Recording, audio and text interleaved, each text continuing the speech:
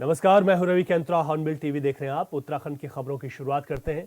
देहरादून के parade ground में 10वीं विश्व आयुर्वेद कांग्रेस और आरोग्य एक्सपो का आगाज हो गया है। कार्यक्रम में पहुंचे मुख्यमंत्री पुष्कर सिंह धामी ने आरोग्य एक्सपो का शुभारंभ किया। इस मौके पर केंद्रीय राज्य मंत्री प्रताप राव जाधव, कैबिनेट मंत्री सतपाल महाराज, प्रेमचंद अग्रवाल और धन सिंह रावत भी मौजूद रहे। बता दें कि 4 दिवसीय इस विश्व आयुर्वेद कांग्रेस और आरोग्य सम्मेलन में आयुर्वेद चिकित्सा को बढ़ावा देने पर मंथन किया जाएगा। इसके अलावा आयुर्वेद विशेषज्ञ 600 शोध पत्र प्रस्तुत करेंगे और कई देशों के आयुष चेयर के प्रतिनिधि आयुर्वेद के प्रचार प्रसार के लिए भी रणनीति तय करेंगे। सेक्रेटरी विज्ञान प्रकाश नारायण, मैं आदरणीय प्रधानमंत्री श्री नरेंद्र मोदी जी के दूरदर्शी नेतृत्व में गठित आयुष मंत्रालय आज हमारे इस प्राचीन विज्ञान को पूरे विश्व के अंदर आज नई पहचान दिला रहा है। पूरे विश्व के अंदर आज आयुर्वेद को मान्यता मिल रही है। केंद्र सरकार द्वारा संचालित राष्ट्रीय आयुष मिशन और प्रकृति परीक्षण अभियान जैसे विभिन्न कार्यक्रम आज शहरों से लेकर गांव तक आरोग्य स्थापित करने में अपनी बहुत महत्वपूर्ण भूमिका निभा रहे हैं। अभी मैं आदरणीय मंत्री जी से बात कर रहा था, तब उन्होंने मुझे बताया कि पूरे देश के अंदर यह उन्हें प्रयोग प्रकृति परीक्षण का चल रहा है और उन्होंने हमारे सभी चिकित्सकों से भी यहाँ से आज अपील की है कि उनको एक सीमा में जाकर प्रकृति परीक्षण को पूरा करना है। आदरणीय प्रधानमंत्री जी के मार्गदर्शन एवं सहयोग से हमारी राज्य सरकार भी प्रदेश के अंदर आयुर्वेद के प्रचार प्रसार के लिए लगातार कार्य कर रही है, निरंतरता से काम कर रही है। वर्तमान में हमारे राज्य में आयुष पर आधारित 300 से अधिक आयुष्मान आरोग्य केंद्रों का संचालन हो रहा है। ई संजीवनी पोर्टल के माध्यम से 70 से अधिक विशेषज्ञों द्वारा आयुष परामर्श प्रदान किया जा रहा है। हम प्रत्येक जनपद में 50 बेड और 10 बेड वाले आयुष चिकित्सालयों की स्थापना कर रहे हैं। हम प्रत्येक जनपद के एक गांव को आयुष मॉडल गांव के रूप में स्थापित कर आयुर्वेदिक जड़ी बूटियों के उत्पादन को भी बढ़ावा दे रहे हैं। इसके साथ ही हमारी सरकार द्वारा प्रदेश में उत्तराखंड आयुष नीति को लागू कर आयुष निर्माण, वेलनेस, शोध, शिक्षा और औषधि पौधों के उत्पादन को गति प्रदान की जा रही है।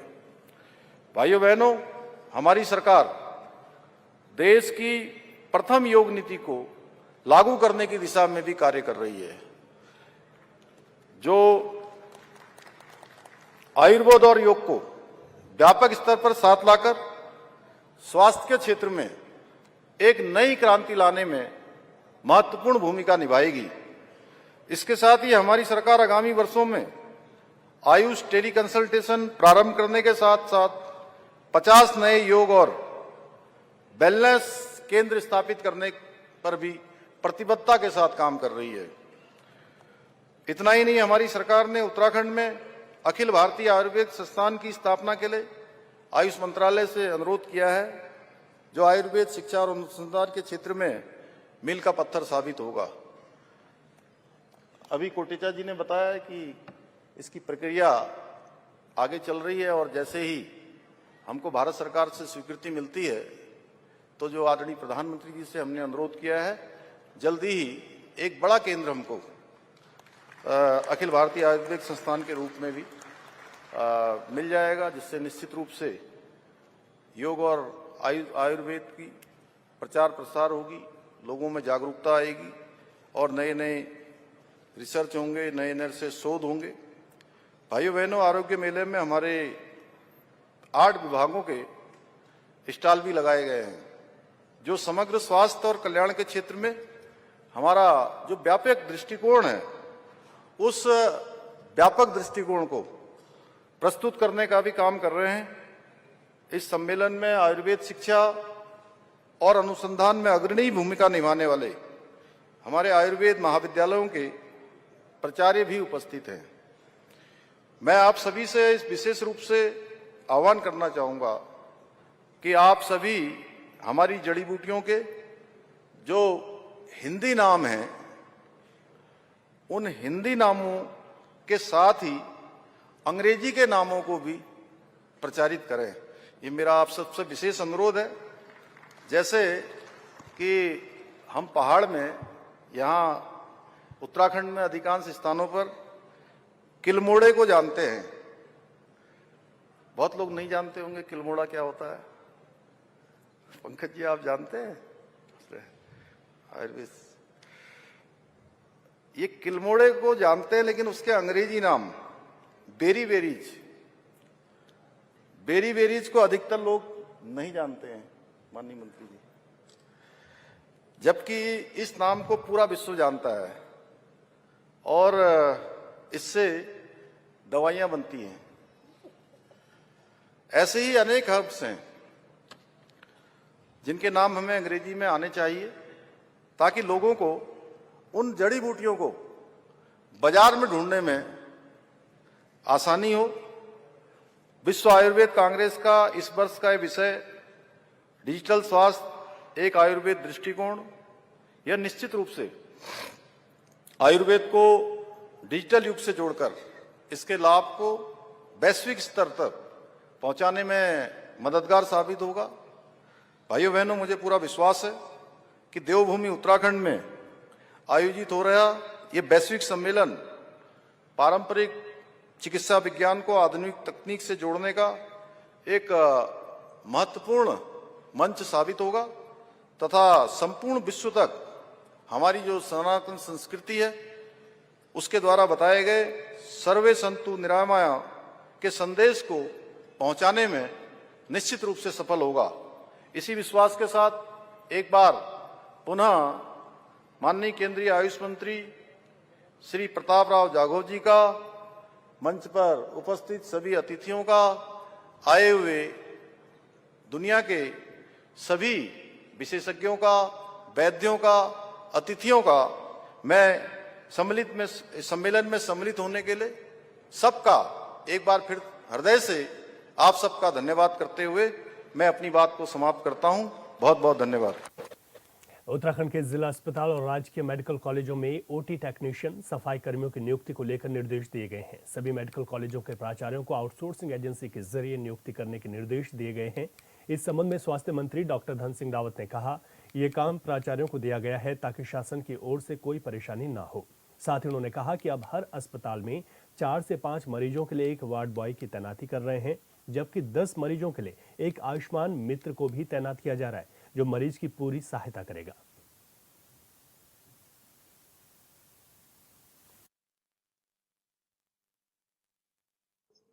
लैब टेक्नीशियन दे दिए हैं, 100% अब नर्सिंग स्टाफ दे दिया है और अभी डॉक्टर्स जो है लगभग 80% हो गए हैं। 20% जो बैकलॉग है वो भी हमने विज्ञापन जारी कर दिया है 288 पदों का। अब कई जगह डिमांड ये थी कि भाई हमको ओटी टेक्नीशियन चाहिए, हमको जो है जो सफाई के लिए जो है कार्मिक चाहिए। तो अब हमने इसके लिए भी हर डिस्ट्रिक्ट हॉस्पिटल को भी और मेडिकल कॉलेजों को भी आउटसोर्स एजेंसी बनाने के लिए कह दिया है कि वो आउटसोर्स से जो है नियमानुसार जितने उनको पद चाहिए, कहीं 300 चाहिए, कहीं 250 चाहिए, कहीं 500 चाहिए, तो हमने उनको। बीजेपी के प्रदेश मीडिया प्रभारी मनवीर चौहान ने शीतकालीन यात्रा की सफलता के लिए धामी सरकार की कोशिशों की सराहना की है। उन्होंने कहा कि सरकार की ये कोशिश राज्य की आर्थिकी के लिए मील का पत्थर साबित होगी। उन्होंने कहा कि 12 मासा यात्रा को लेकर सरकार गंभीर कोशिश कर रही है। इसी के तहत यात्रियों को GMVN के होटलों में 25% रियायत, पंच, बद्री, केदार और शीतकालीन गद्दी स्थलों के आसपास व्यवस्था समेत अन्य व्यवस्था दुरुस्त करने का फैसला लिया गया है। राज्य निर्माण से पहले से ही सभी शीतकालीन यात्रा की जरूरत को जानते थे। प्रदेशवासियों के दशकों पुराने इस सपने को साकार करने का काम धामी सरकार में ही संभव हो पाया है। वहीं विपक्ष पर निशाना साधते हुए उन्होंने कहा कि पर्यावरण और अन्य कारणों की आड़ में ऑल वेदर प्रोजेक्ट का विरोध करने वालों के लिए ये जवाब है।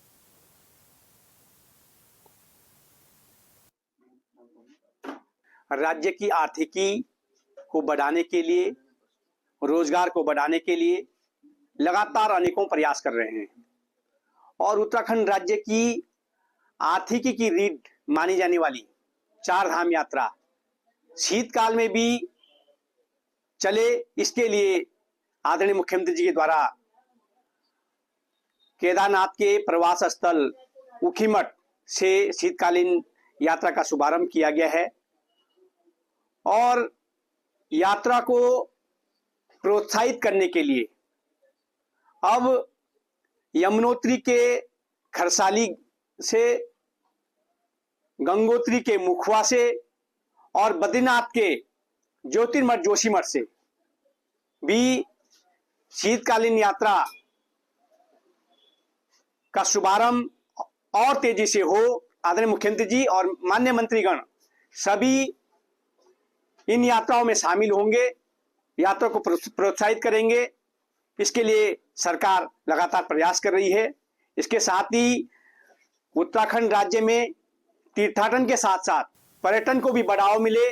धामी कैबिनेट ने राज्य खेल विश्वविद्यालय की स्थापना के लिए अध्यादेश को मंजूरी दे दी है, जिसके बाद अब खेल विश्वविद्यालय के निर्माण की बड़ी अड़चन दूर हो गई। वहीं खेल मंत्री रेखा आर्य ने संशोधित खेल विश्वविद्यालय अधिनियम को कैबिनेट से मंजूरी मिलने पर मुख्यमंत्री पुष्कर सिंह धामी और पूरी कैबिनेट का आभार जताया है। उन्होंने कहा कि अध्यादेश को मंजूरी मिलने के बाद जल्द ही प्रदेश के खिलाड़ियों के हित में विश्वविद्यालय की स्थापना का काम पूरा होगा, जिसका फायदा प्रदेश के खिलाड़ियों को मिलेगा।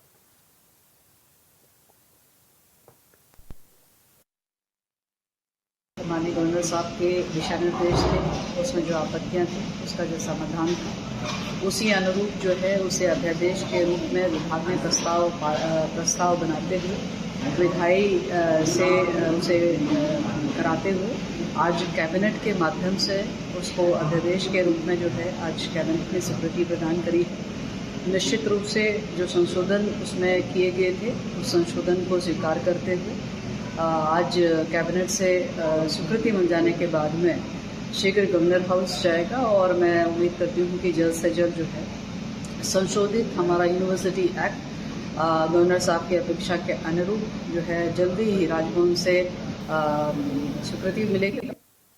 तो आपको बता दें कि खेल विश्वविद्यालय की स्थापना के लिए कैबिनेट ने मंजूरी दे दी है। कुछ संशोधन के बाद ये मंजूरी दी गई है, जिसमें खेल मंत्री रेखा आर्य ने कहा कि मुख्यमंत्री धामी का वो आभार जताती हैं, इसके साथ ही पूरी कैबिनेट का भी आभार जताती हैं और उन्होंने ये कहा कि जल्द जब खेल विश्वविद्यालय का निर्माण हो जाएगा तो उत्तराखंड के प्रतिभाशाली खिलाड़ियों को इससे एक सुनहरा अवसर मिलेगा, ताकि वो उत्तराखंड का नाम देश और विदेश में भी रोशन कर सकेंगे। उनके लिए बेहतर सुविधाएं इस विश्वविद्यालय की ओर से मिलेंगी। विस्तार से जानकारी के साथ हमारे संवाददाता अरुण सैनी हमारे साथ फोन लाइन पर जुड़ गए हैं। अरुण, जिस तरीके से खेल विश्वविद्यालय के संशोधन के साथ एक स्वीकृति मिली है, कैसे से देखा जा सकता है, कितना वक्त लग सकता है और प्रदेश के हित में ये फैसला कितना कारगर साबित होगा?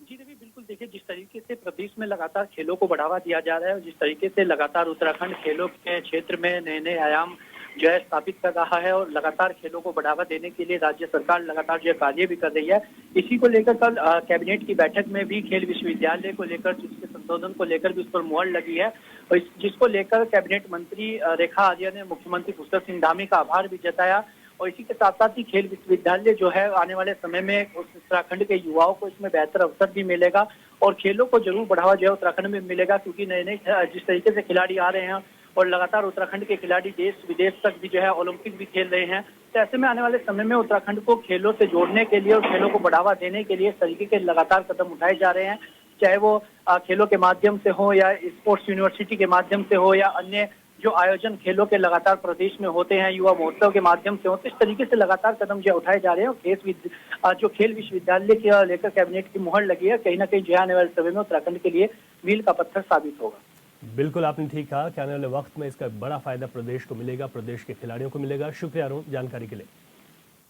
बढ़ते आगे, रामनगर में जिला सैनिक कल्याण अधिकारी और पूर्व सैनिक कल्याण उत्थान समिति के पदाधिकारियों ने वीर नारियों और पूर्व सैनिकों के साथ बैठक की है। बैठक में जिला सैनिक कल्याण अधिकारी कर्नल रमेश सिंह अधिकारी भी मौजूद रहे। वहीं बैठक में मौजूद सभी वीर नारियों और पूर्व सैनिकों से उनकी समस्याओं को पूछा गया, साथ ही कई समस्याओं का मौके पर निस्तारण कर दिया गया, जबकि कई समस्याओं के समाधान के लिए आश्वासन दिया गया है।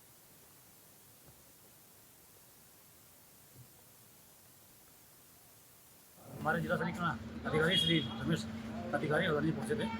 उस पर हमारी वीर नारियाँ और पूर्व सैनिकों के बीच में जो कई तरह की समस्याएं हैं, जैसे कि पेंशन से लेकर के और अन्य जो समस्याएं हैं हमारे आश्रितों को लेकर के, उस पर आज कई मुद्दे थे, जिस पर जिलाधिकारी द्वारा अपने कुछ तो सामने ही निस्तारण कर दिए गए और कुछ के लिए उनके द्वारा अभी आदेश दिए गए हैं जो कि जल्द ही पूरे करे जाएंगे।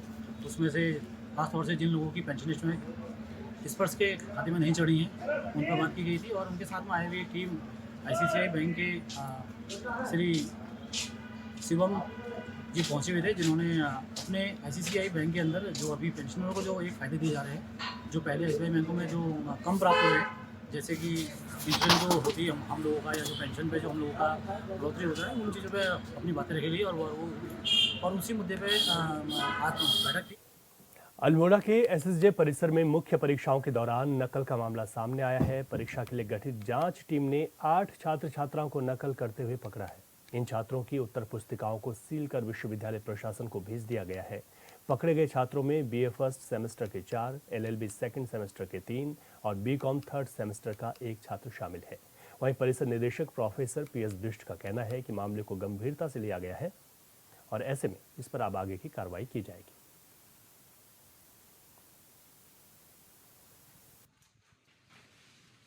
दो पालियों में जो है शोभन सिंह जीना विश्वविद्यालय की परीक्षाएं परिसर में चल रही हैं, और उसमें अभी तक जो है दोनों पालियों में कुल मिला के 8 परीक्षार्थी जो है नकल करते हुए पकड़े गए हैं। और परिसर ने अब अपना जो है नकल विहीन परीक्षा काल के लिए पूर्ण अपना जोर लगा रखा है, और जो हमारे आंतरिक उड़नदस्ते हैं वो बच्चों की सघन तलाशी हर पाली में ले रहे हैं।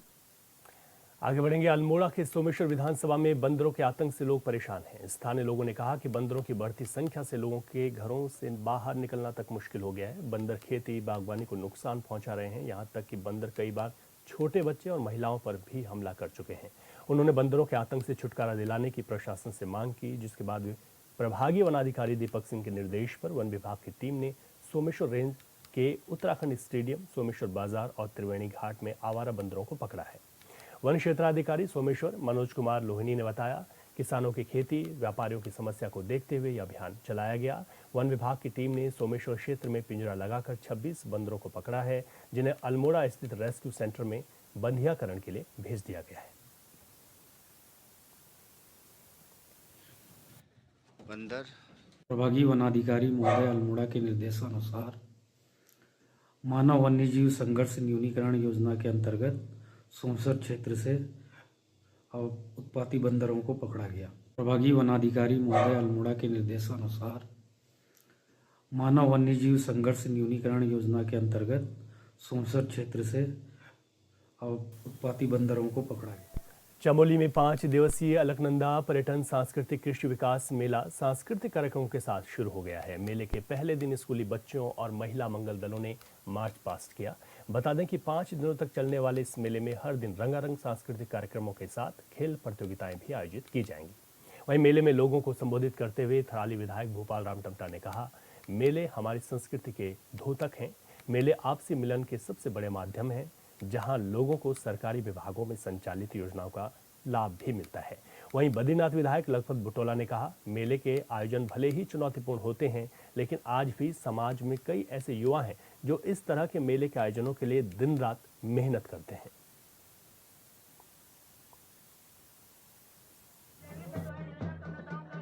देखिए, ये जो मैठारा मेला है, ये जगह वैसे जो प्रगतिपुर में ऐतिहासिक जगह है, और ये सौभाग्य से मैं ये कह दूं कि तीनों विधानसभाओं की एक संगम स्थली भी है, तो त्रिवेणी के रूप में काम करती है और बहुत सुंदर जगह है, बहुत ऐतिहासिक जगह है। ऐसी जगह पे तत्कालीन मुख्यमंत्री रिक्सावत जी के द्वारा उस समय जिला पंचायत के मेंबर सरावत जी थे और तमाम सामाजिक जितने भी लोग थे, उन लोगों ने मिल करके इस मेले को शुभारंभ किया। उत्तराखंड में मौसम ने करवट बदल ली है। गर्मी की तपिश से राहत पाने वाले अब सर्द हवाओं की चपेट में आ गए हैं। पहाड़ी इलाकों में बर्फबारी शुरू हो चुकी है, जबकि मैदानी क्षेत्रों में कोहरे और ठंडी हवाओं ने लोगों की दिनचर्या बदल दी। क्या है इस मौसम का हाल और आने वाले दिनों में क्या है मौसम विभाग की चेतावनी, इस रिपोर्ट में देखिए।